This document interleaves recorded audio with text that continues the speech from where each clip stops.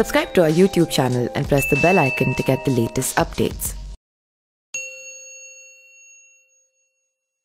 नमस्कार, मैं पिंटू सिंह यादव आप सभी का स्वागत करते हैं न्यूज़ लाइव में। आज मैं बात करूंगा कि कांग्रेस के वो कौन से दिग्गज नेता जो कांग्रेस से बगावत कर गए और आज जो है एक बहुत बड़ा पद पर बैठे हैं, शायद वो पद कांग्रेस में रहते हुए उन्हें ना मिल पाए। इसके बारे में आज मैं चर्चा करने वाला हूं और आपको राजस्थान की सियासत से आगे बढ़ते हुए इन सारे लोगों के बारे में आज मैं आपको बताने वाला हूं और आप सभी को उन दिग्गज नेताओं के बारे में भी बात करने वाला हूं। तो आप सभी को पता है कि राजस्थान में जिस तरीके से अशोक गहलोत गुट में और सचिन पायलट गुट में कहीं ना कहीं लड़ाई चल रही है, जिसको लेकर अशोक गहलोत ने यहाँ तक कि सचिन पायलट को नकारा, गंवारा और क्या क्या नहीं कह दिया है, जिन्होंने 6 साल तक कड़ी मेहनत की, प्रदेश अध्यक्ष के पद पर रहे और मुख्यमंत्री के दावेदार रहे। उसके बावजूद भी एक सीएम अपने ही पार्टी के नेता पर ऐसे आरोप लगाना, ये आप इससे अंदाज़ा लगा सकते हैं कि ये जो भड़ास थी वो कितने दिनों से थी। अशोक गहलोत शायद इसी चीज़ का प्रतीक्षा कर रहे थे तो कब मौका मिले कि सचिन पायलट को इस प्रकार की बातें बोली जाए, और शायद ये मौका आ गया है कि जो है अशोक गहलोत ने इस प्रकार की बातें कह दी है। आखिरकार कांग्रेस से लोग बगावत क्यों कर रहे हैं? आखिर ऐसी घटना क्यों हो रही है? क्या उनको मनचाहा चीज़ें नहीं मिल रही है, या फिर जो उम्मीद है शायद वो उनको कांग्रेस नहीं दे पा रही है?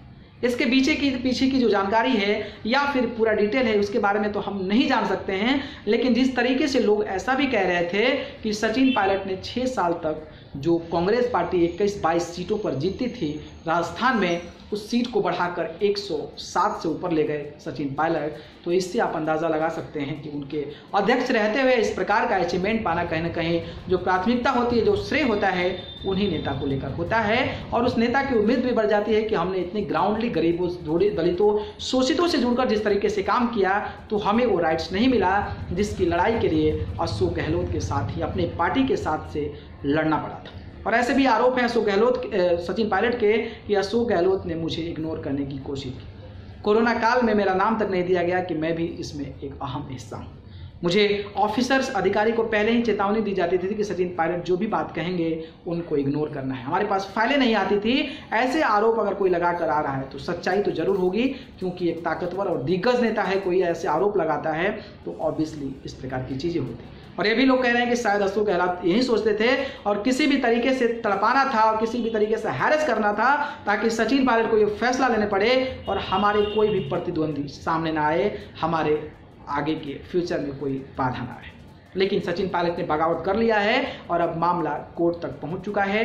आगे की बात जो भी होगी उसकी मैं जानकारी लेकर आऊँगा, उसके बारे में जो भी जानकारी होगी मैं लेकर आऊँगा। लेकिन कई ऐसे दिग्गज रहे जो कांग्रेस से बगावत कर गए और कांग्रेस से बगावत करने के बाद आज जो है एक बड़े मुकाम तक हासिल अपना नाम किए हैं और खुद की पार्टी बनाकर या फिर खुद को इस तरीके से ढालकर वो एक दिग्गज नेता के तौर पे बने हैं और कई लोग तो मुख्यमंत्री भी हैं। तो आज मैं आपको बताने वाला हूँ कुछ चुने गिने नाम जो कि बहुत ज़्यादा कांग्रेस के उनके बाप, उनके दादा परदादा जो काम कर चुके थे और उन्होंने कांग्रेस से शायद यही कारण रहा होगा उससे बगावत कर आज एक बड़े मुकाम तक है। जी हाँ, पहला नाम है जगन मोहन रेड्डी का। जगन मोहन रेड्डी के बारे में आप सभी को पता है कि उनके पिता जो थे वो कांग्रेस के नेता थे। हालांकि कांग्रेस के वो सीएम भी थे और जगन मोहन रेड्डी जब सीएम के बेटे थे तो वो भी इनको सीएम बन सकते थे, जिस तरीके से परिवारवाद चलता है। लेकिन जगन मोहन रेड्डी को जब राजनीति में एंट्री किए तो शायद कांग्रेस पार्टी की तरफ से इसी प्रकार का प्रेशर बनाया गया, इसी प्रकार का दबाव बनाया गया और इसी प्रकार से उनको प्रताड़ित किया गया, जिसके बाद से उन्होंने कांग्रेस को छोड़ दिया था। और कांग्रेस को छोड़ने के बाद उन्होंने अपनी एक नई पार्टी बनाई और उस लड़ाई को, उस संघर्ष को आगे बढ़ाते हुए वो कई साल तक जेल भी उनको काटना पड़ा था। लेकिन वो कॉम्प्रोमाइज़ नहीं किए, कांग्रेस ने इस्तीफा दे दिया, मतलब दे दिया और जाकर अब जो है अपनी पार्टी बना लिए। और आप देख सकते हैं कि आज आंध्र प्रदेश के मुख्यमंत्री बनकर उभरे हैं और आंध्र प्रदेश में इस प्रकार की चीज़ें करना एक बहुत बड़ी बात है, क्योंकि पहले के ज़माने में जब उनके पिता थे तो कांग्रेस की वहाँ पर दबदबा चलता था और कांग्रेस भी वहाँ पर जीतती थी और आज कांग्रेस का अस्तित्व वहाँ से गायब हो गया है।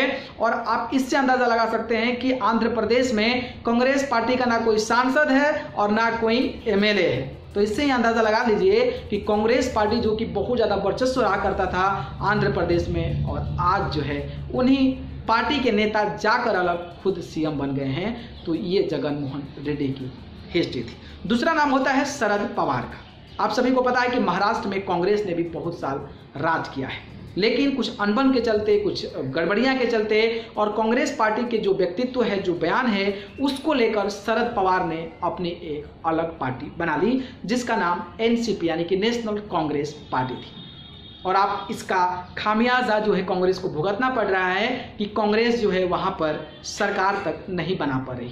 हालांकि जो अभी महाराष्ट्र में सरकार है वो 3 लोगों के मेल से है, शिवसेना के, कांग्रेस से और एनसीपी से।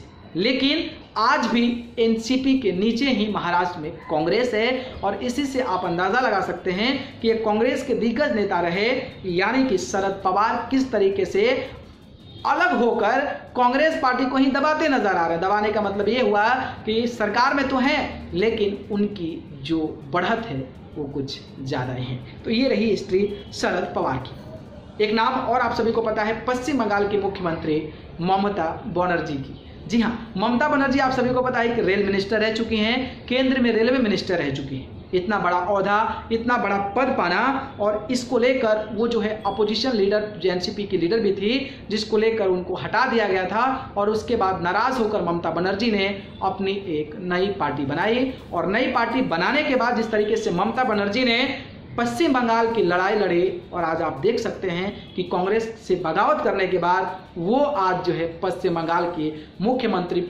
मुख्यमंत्री के तौर पर काम कर रही हैं। और ये शायद कांग्रेस पार्टी में रहती तो ऐसा कुछ नहीं हो पाता कि वहाँ के मुख्यमंत्री बन सकें। और पहले का इतिहास रहा है कि कांग्रेस पार्टी जो है पश्चिम बंगाल में राज करती नजर आ रही है, लेकिन कांग्रेस पार्टी से खुद अलग होकर ममता बनर्जी ने अपना एक अलग मुकाम बनाया और आज पश्चिम बंगाल के ऊंची गद्दी पर बैठी हुई है।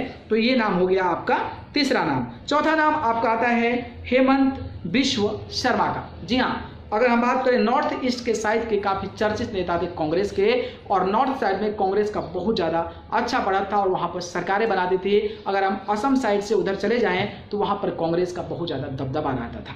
लेकिन हेमंत बिश्व शर्मा को जिस तरीके से कांग्रेस पार्टी से इग्नोर किया गया, उसके बाद से वो बीजेपी में शामिल हो गए और बीजेपी में जाकर जिस तरीके से नॉर्थ ईस्ट की तैयारी की और उनको जो है संयोजक भी बनाया गया था बीजेपी का, इसके बाद से आप देख सकते हैं कि जो कांग्रेस पार्टी का नॉर्थ ईस्ट में जनाधार रहा करता था, आज जो है वहाँ पर बीजेपी है पूरे राज्य में नॉर्थ ईस्ट के साइड में अपनी सरकार बनाती नजर आ रही है। तो इससे आप देख सकते हैं कि कांग्रेस पार्टी के दिग्गज नेता अगर कहीं गए हैं तो कांग्रेस को वहाँ पर उसका जनाधार खत्म कर दिए हैं या फिर उनका अस्तित्व खत्म कर दिए हैं। इसके बाद हम देते हैं उदाहरण जो है मध्य प्रदेश की ज्योतिरादित्य सिंधिया की। ज्योतिरादित्य सिंधिया भी लगातार जो है बागी चल रहे थे और बागी होने के बावजूद आज जो है राज्यसभा के सांसद भी बन गए हैं और आने वाले समय में कैबिनेट विस्तार भी हो सकता है। तो ये कुछ नाम थे जो कि कांग्रेस पार्टी के पहले थे, लेकिन कहीं ना कहीं उनकी पूछ, उनकी प्राथमिकता और उनको वैल्यू नहीं दिया गया, उनको रिस्पेक्ट नहीं दिया गया, जिसके बाद से कांग्रेस पार्टी को रिजाइन कर खुद की पार्टी बना ली और आज वो ऐसे मुकाम पे हैं जो कि कांग्रेस पार्टी में रहते हुए भी उस मुकाम को अचीव नहीं कर पाएंगे। और शायद उसी राह पर सचिन पायलट भी चल पड़े हैं, कांग्रेस से बगावत कर चुके हैं। कांग्रेस की सरकार गिराने में जिस तरीके से ये खबरें आ रही है कि जिस तरीके से उनका पूरा हाथ था, तो सचिन पायलट भी शायद इन्हीं लोगों के राह पर चलकर आने वाले समय में वो राजस्थान के मुख्यमंत्री बन जाएं या फिर उससे भी बड़ा दिग्गज नेता बन जाएं और शायद हो सकता है कि राजस्थान की राजनीति में कांग्रेस के वर्चस्व को और कांग्रेस के जनाधार को खत्म कर दें। क्या आपकी राय है? आपकी क्या विचार है? क्या ऐसे नेता जो गए हैं वो सही ट्रैक पर गए हैं? सचिन पायलट को भी शायद उसी ट्रैक पे जाना चाहिए या नहीं जाना चाहिए? आप हमारे कमेंट बॉक्स के माध्यम से जरूर बताएं। आपके ओपिनियन का हमें प्रतीक्षा रहेगा। अगर ये वीडियो पसंद आया तो इसको लाइक, कमेंट, शेयर करें और चैनल को पसंद करते हैं तो सब्सक्राइब कर जरूर जुड़ें। धन्यवाद। Subscribe to our YouTube channel and press the bell icon to get the latest updates.